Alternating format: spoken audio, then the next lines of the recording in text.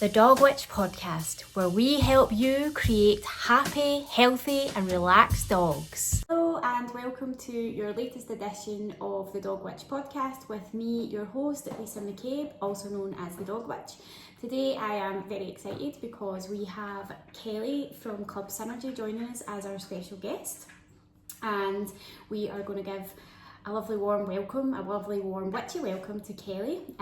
She is going to be our very first guest with this new look podcast we are trialling. So I hope that you will stick with us and relieve any sort of nerves that go along, and just bear with us and hopefully you'll enjoy it. So welcome, Kelly, it's so lovely to have you here. Thank you so much for having me, Lisa, and I don't know if I'm more nervous or less nervous knowing that I'm your first new guest, Fun. but looking forward to it. It'll all be good fun, and we're getting lots of Zach cuddles. If you hear a little jingle in the background, that's just Zach moving about. He loves just to let himself be known. So first of all, for this new podcast we stole a little idea from Graham Norton, where he has his guest panel all have a drink. So today we're going to chat. What are you drinking, Kelly?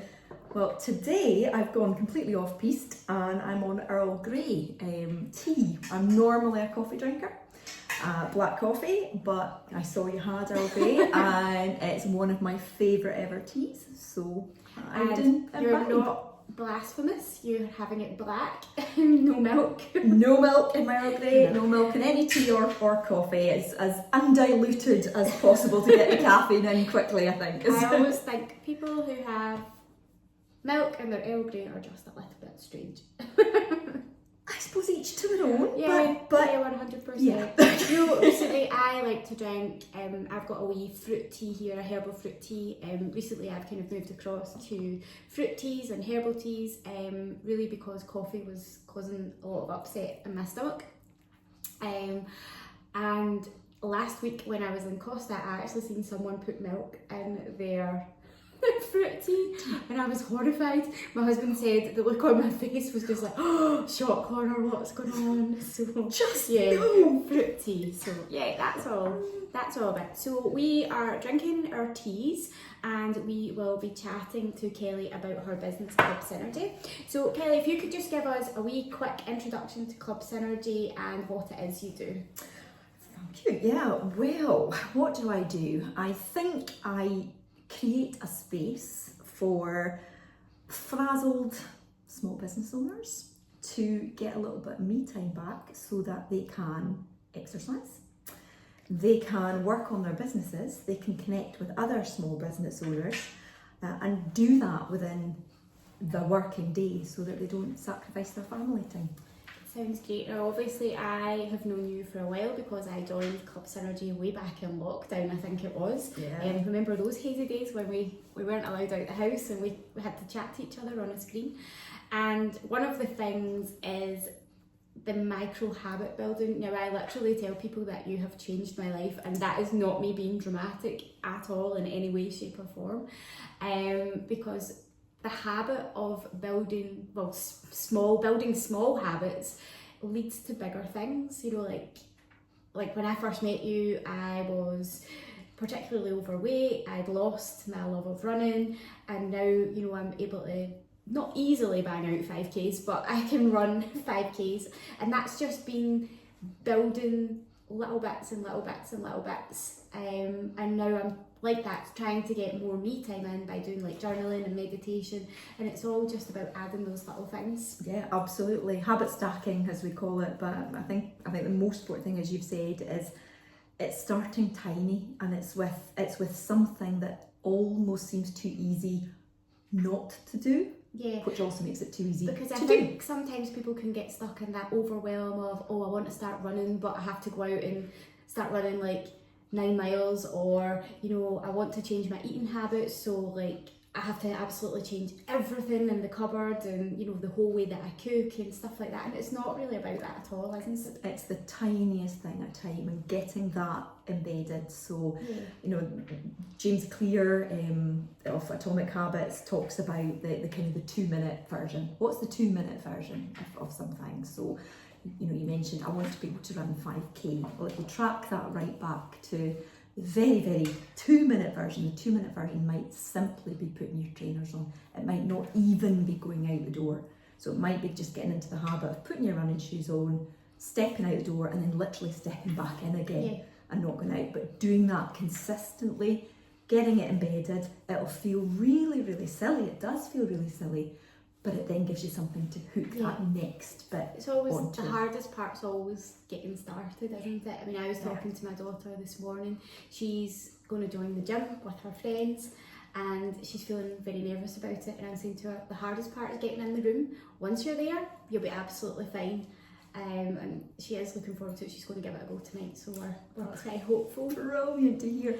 You know Bob Burrell as well from the community. So Bob's a brilliant sort of Jog Scotland coach and running coach, and his quote for that is, the heaviest thing in the gym is the front door. Yeah, 100%. Yeah, I think I'll tell her that actually when she comes home. Just kind of get her in there.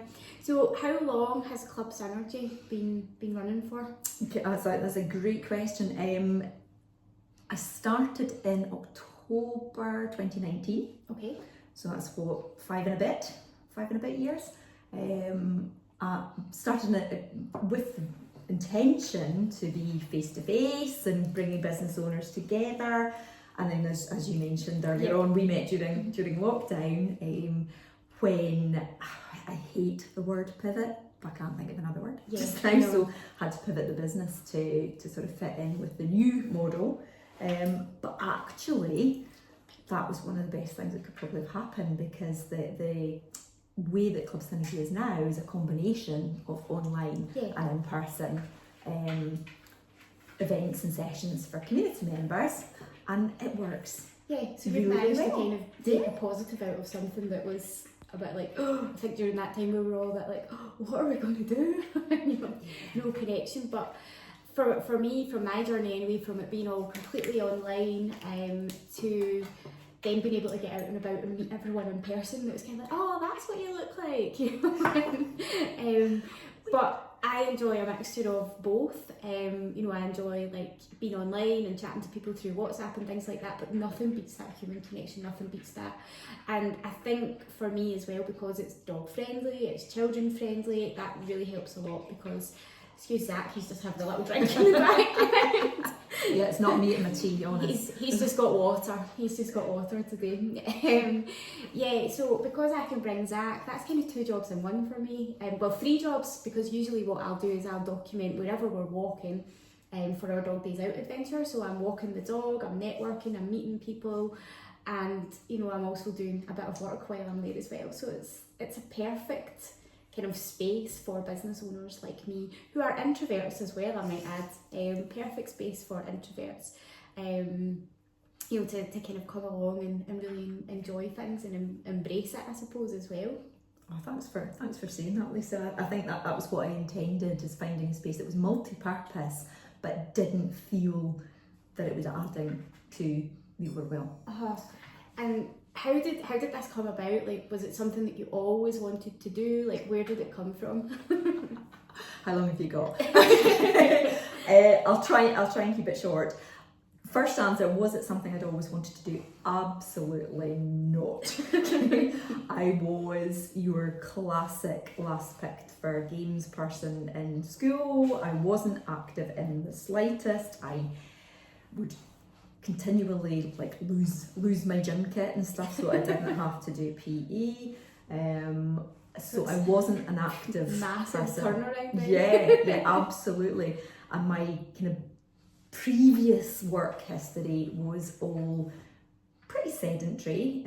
I was a sort of a business advisor. I worked in learning and development. I worked in organisational development.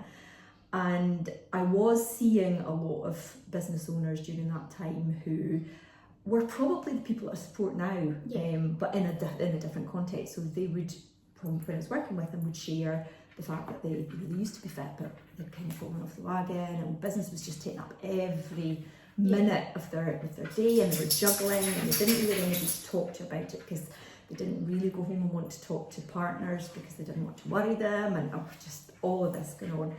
So I recognised that there was a need there, but didn't do anything about it at the time, other than working one-to-one and coach Yeah. those business owners, sitting down and, you know, possibly a bit bringing some exercise into their lives, but it wasn't the first thing that came to mind for me because I wasn't that sporty myself.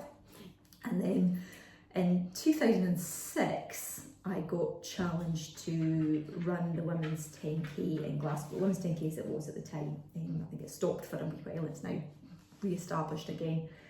And it was a member of the staff team from my daughter's nursery. I was a single parent at the time, juggling. Yeah, they're good at A pulling small you in and business. stuff like that, aren't they, at nursery? Yeah, and they were like, "You're going to do this." I was like, "What?" And it was really, that was the start of the kind of, I suppose, the activity epiphany for me. Yeah. Because I didn't really get a chance to say no, but I said yes. Started training for it. I was a single parent, so my next door neighbour would look after my kids while I would get out for what was in the beginning a very, very short run, built up gradually to the 10k. But while I was out running, there was the piece of the jigsaw kind of clicked into it. I thought, this is brilliant. I'm a better mum when I get back. I'm kinder to my family and my children. I'm getting ideas for business while I'm out. I'm enjoying this. I'm feeling fitter. And it was just like, oh, right, okay. And that then led to a bit of a trajectory in fitness, which involved setting up a activity-based charity, which happened by accident. It's a very long story, so I won't bore you with it. But if anybody wants to hear about it, I can share that at a later date. So charity was formed. That got people to run, walk, jog, cycle 5k a day for 50 days. And that ran for 7 years. Alongside that, my own personal fitness journey grew, and I ended up doing marathons and more recently ultra marathons. So from nothing to ultra. From nothing to ultra in quite a number of years. So considering I started in 2006, but running's been a constant for me, and fitness then more generally to support that. So, and I think just the interesting thing is, like, obviously for business owners, getting that space and that time away from your desk. I find when I'm out, especially when I'm running or when I'm walking with Zach, lots of ideas start to formulate, and it's like, oh, I wish I had my notepad and pen, you know. And sometimes, like, I've got a really bad memory, so I've start actually making notes on my phone when I'm out as well. And I think just it's so important to take that time for yourself. And I think because we are running businesses, we think, I can't actually take that time out. But you've created that space where we can take that time out, because we can call it business, we can call it work, because we're there with other business people. We're kind of getting our daily endorphins, and we're meeting other folk, and we're focusing on our businesses. So we can trick ourselves, really, can't we, by saying that it's work, and we're doing kind of, as me, like 3 jobs in one, because you're doing your exercise, you're working, and you never know what comes out of those conversations. You know, it's amazing. It really is. I think obviously as you're talking, the passion for your business kind of comes through, but just like what kind of impact do you have? Like, I've spoken about my own kind of experience of Club Synergy, but what kind of impact do you get fed back that, you know, Club Synergy kind of gives to the people that you serve? That's a great question, and thank you for sharing your experience. And I think that probably, you know, it's anecdotal stories that come back. It's people who didn't believe that they could and then did, and whatever that is, whether it's relating to their fitness. We've got a member of the community who, standing start, completed the 10k at the Great Scottish Run in October, and I went in to support her, and honestly, that we were both in tears at the finish line because it was such a longed for goal. Didn't believe it could happen in the beginning. We used the power of, you know, small habits, building, getting to the point, and her face at the finish line was just like, and that's why you do it. It was like, I've done this, I've done something, and I've done it around my business and my family, and, you know, nothing has suffered as a result because she was willing to kind of turn her mindset a wee bit on its head and say, actually, it's okay to go out and train during working hours. It doesn't have to be in the dark at night or at 5 a.m. Like mums, I think we struggle to take that time for ourselves. We're always like, well, I could be doing this and I could be doing that. But sometimes, as you said earlier, you're a better person and you're a better mum if you do take that time. It's so important. 100%. And I think like the next question that I was going to ask you was like, what do you love about your business? But we kind of touched on it there. But are there things that you just think, oh, this is amazing, I'm so glad I did this? Yeah. There's all of the impact stuff that, you know, other people achieving things that they didn't think was possible, and that's one of the things that really drives me. You know, connecting people in the community and seeing those relationships can blossom and take people's businesses places. And then very selfishly, I get to have a lifestyle that I absolutely love. So I spend 60, 70, 80% of every day outside. I know, moving. It's amazing. I mean, we always comment on how lucky we are to be able to do that. I mean, like for me, I do the dog days out every week, which is literally just going on an amazing day out with Zach. So I get to be out and about in the fresh air. I get to climb hills. I get to, you know, explore new places, and I get to spend time with Zach. And it's just creating that kind of lifestyle it's you just money can't buy it. It's just amazing. Total freedom, and it's worth so much more than, as you say, so much more than money. It's to have the privilege of being able to spend my days like that doing something that benefits myself and other people. It's just amazing. And I think one of the burning questions that I always like to ask people, is there anything that you dislike in your business? That's always a bit kind of, oh.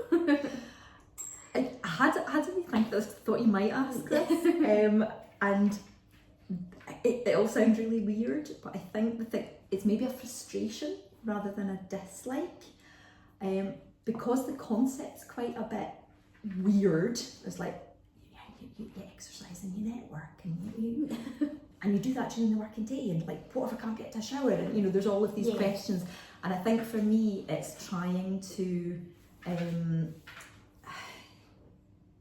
raise the awareness and give people enough permission to go, actually, I can do that. Yeah. And that's the frustrating thing. I think I'm not good enough at marketing concisely, as you can probably tell. Yeah, I'm a bit like that too. It's like, why use 10 words when you can use 1,000? Or, you know, like, I think you're a bit like me, a bit introverted too. So sometimes we're a bit like, oh, you know, we don't want to kind of really shout about what we do and how amazing it is, and that's why I'm shouting for you. But I think as well, one of the things that's come to me over the last few years is just embrace the gym wear. I mean, before I would never have gone out in like a hoodie and a pair of leggings. You wouldn't have seen me dead on the school run with stuff like that. But, you know, very much when I was in the corporate world, it was all sharp suits, perfect hair, perfect makeup. Now it's like, if I turn up to pick up the kids in proper clothes, they're like, where have you been? And sometimes it's like, who's that? You know, if you've got makeup on, it's like, wow, where are you going?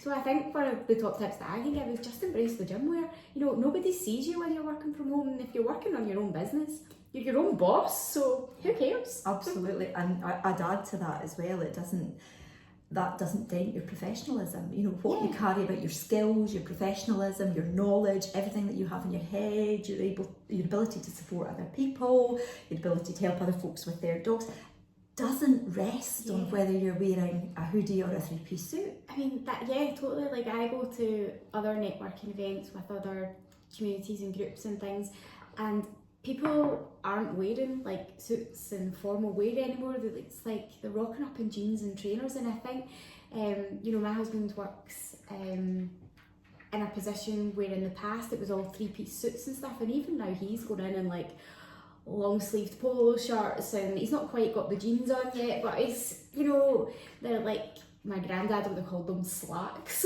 back in the day. Clara slacks. He'd probably absolutely kill me for saying that, but you know, it's all very casual now, and I think people tend to be happier within the workplace when you're able just to relax and be yourself, rather than, you know, being stuck in a shirt and tie or a skirt that you can't move in.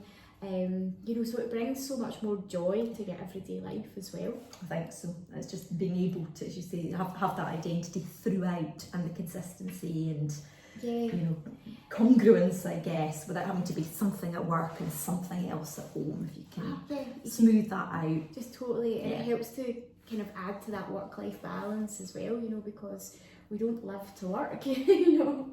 And the other great thing about being in your gym all the time is that you don't ever have the excuse of I need to get changed to go out for a walk Yes, or a run. that's 100%. Because you know me and my accountability. And also, it doesn't really matter whether Zach's jumping all over us and covered in hairs, because it can come off and we can put on proper clothes later. It doesn't matter. Because he's such a big sook. So, are there, I think we've kind of touched on it, but just in case there's anything else that you want to chat about, but are there any other challenges that you face in your business?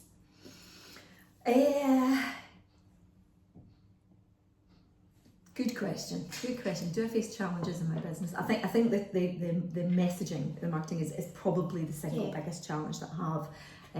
I think the more recent challenge was navigating the kind of online back into in person, and embracing that. And as you said, I am an introvert, so online kind of suited me, and then having to sort of bring events back into face to face was a personal challenge. But I'm so glad that I did it, because it's. I think through that we've found our tribe. You know, there's a core group of us that are there, and we're all maybe a bit as weird as each other. Maybe that's not the right word to use, but I mean, we all share a love of coffee and cake and dogs and children and the outdoors. So it's usually. It usually works pretty well, which obviously brings me on to the next part of our chat. Because it wouldn't be a dog podcast without chatting about dogs. And you have a very special lady in your life. Tell us about Candy Dog. Oh, I do. She's an absolute joy. I have a 7-year-old rescue Labradoodle called Candy. She's an absolute joy. She's very, very cheeky. She probably demands as much attention as Zach does, but I'm around to give it to her. She's kind of, is she apricot? She was apricot when we got her. She's lightened up a little bit, but she's still got apricot ears. Tiny little brown nose. I just absolutely adore her. A lot of the doodles have got black noses, so she's brown nose. And we got her through the Second Chance Rehoming Centre in Glenrothes, which unfortunately has closed because it was run by a husband and wife team, Ina and Frank, who really devoted their life to rehoming dogs, but they both retired last year, and the doors had to be closed. But Candy, we'd gone originally looking for possibly like a collie spaniel, something high energy. Didn't really have the intention of having a Labradoodle, but we went to visit on the recommendation of somebody that kind of knew us both and said, this dog I think should be really good for you. I just fell in love with her, because she was like me in dog form, and she was running with the pack. So the pack were running, and she was like at the back going, oh, they're right, okay, right, a bit, oh, maybe better, okay, I'll go this way. But completely kind of lost. I think she'd only been in about 2 days at that point. And I'm like, and she's got the best. I think it's one of those ones, they choose you. I always say Ziggy chose me. When we got Ziggy, he was in a kennel on his own. He was in a sorry state. He was rescued from SSPCA, and he pushed a little pink ball towards me, and I was like, oh, I want that one. and that was it. The rest was history. And I think I always say they choose you. Absolutely. It's the same with Zach. Zach we've obviously known since he was 2 days old, I think. His mum is my mum and dad's dog, and we went out to see him, and he was 2 days old, and he was one of the biggest and fattest ones there. And my daughter had said that she really wanted a golden Cocker Spaniel, and my dad had said to her, well, there's only one boy, so there was one boy and I think 2 girls, and she said, no, I would really like the boy, and he just stole her heart. from then on.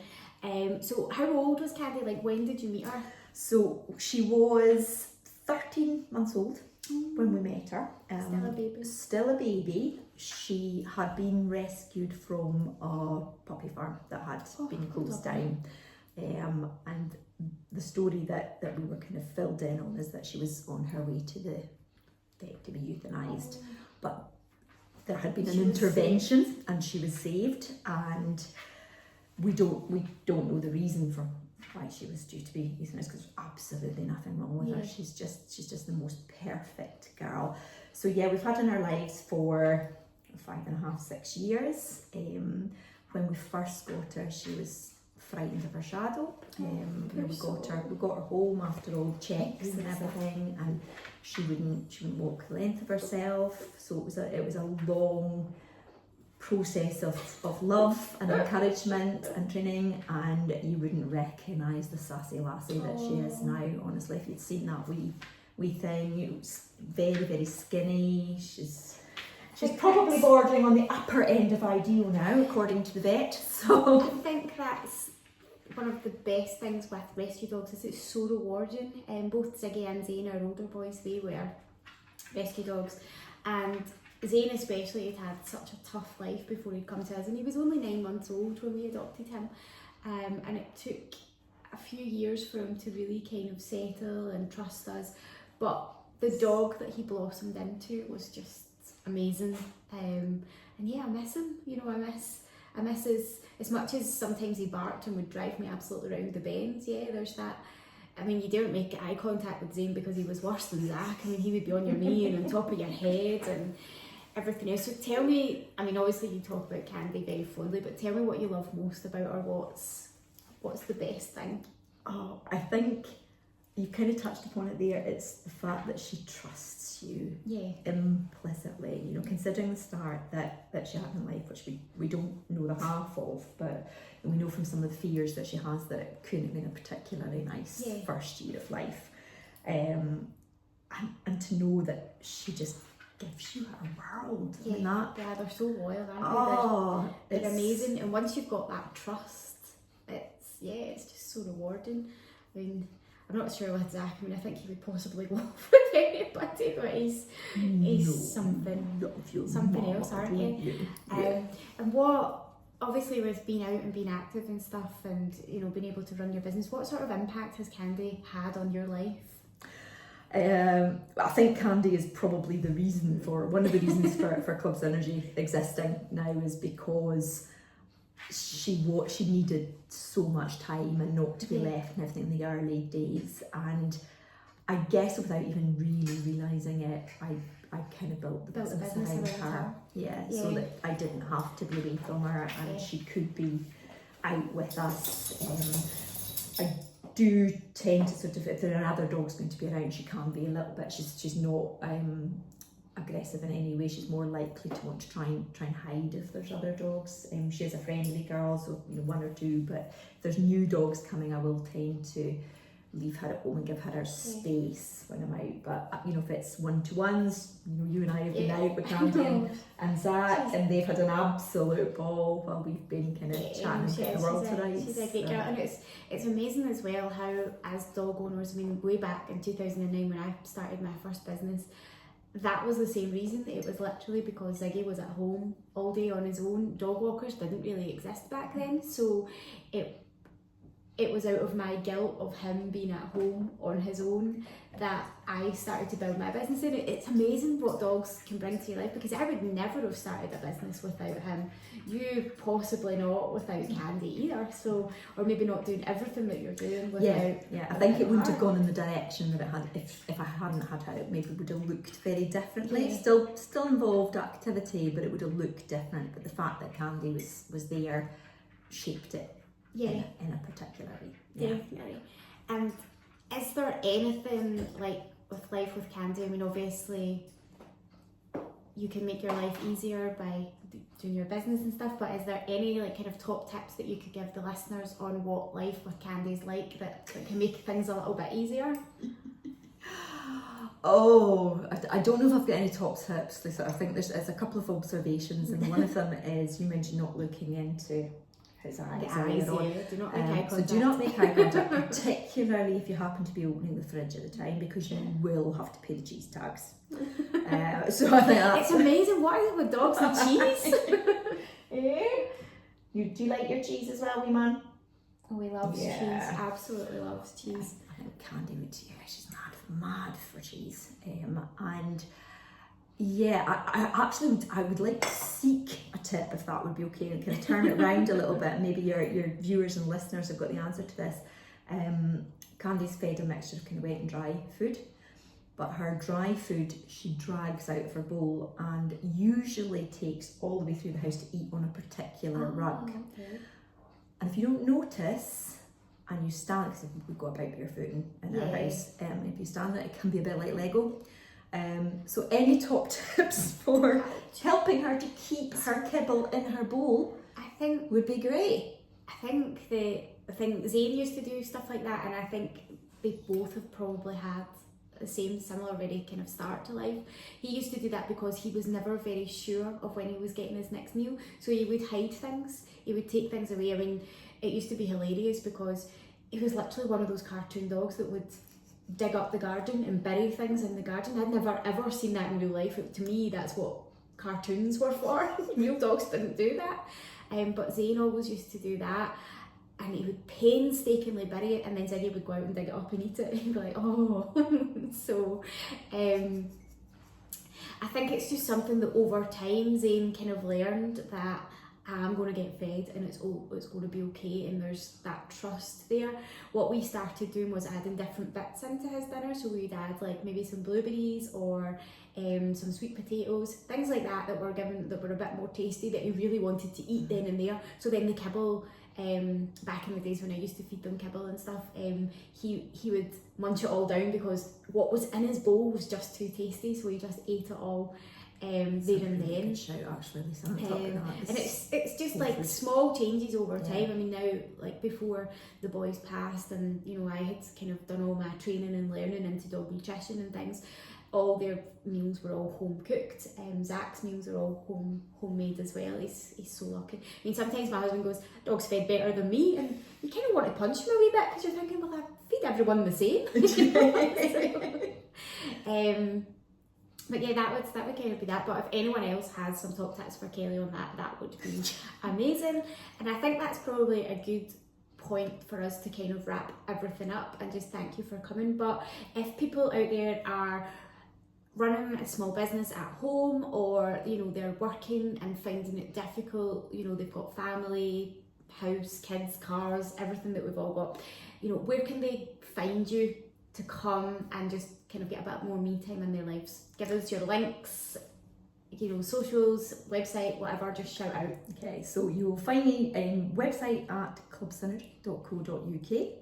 You'll find me across social, so Instagram, Facebook and LinkedIn. So Facebook and Instagram, you'll find me at My Club Synergy, LinkedIn, Kelly Houston. And I'm venturing into TikTok at the moment. I know, it's a scary place. Scary place, and I'm not quite sure whether it is somewhere that I want to be after all the sort of recent ups and downs and changes and things. So yeah, dipping my toe in the TikTok field. So if you're on TikTok, you'll find me as Club Synergy. Perfect, thank you. And is there anything that you're currently working on that you want to shout out about? Anything that would be of interest to our listeners? I know you do the Master Your First Mile things, or anything like that you want to shout about? Well, coming up in February, so the 20th of February, we have a very, very special, in the Falkirk area, themed network, which is looking at AI automation as well. So we'll have an expert from AI, anyone who joins us has the opportunity to walk and talk with the expert. They can have their questions answered around using automation in their business. And when they're not walking with the expert, they'll have the chance to be matched up with other walkers there. So that's Calendar Park, Thursday the 20th of February. Free to come along. Limited number of places, obviously, so everybody gets a decent amount of time with the expert. But yeah, they sounds really interesting. Yeah. So if you are listening to this podcast in your ear holes, if you head to the Dog Witch social page, which is on Facebook, it's a free members only page. You'll get all the links to all of the things that Kelly has chatted about. And if you are watching this on the Dog Witch YouTube channel, I'll pop all the links below that there. So thank you so much for joining us, Kelly. And your next episode, I will be joined by Katie from the HR department, so I look forward to speaking to her then. Take care, guys. Speak to you soon. Bye. Thanks, Lisa. Thank you for listening to the latest edition of the Dog Witch podcast. Don't forget to tune in to our next episode soon.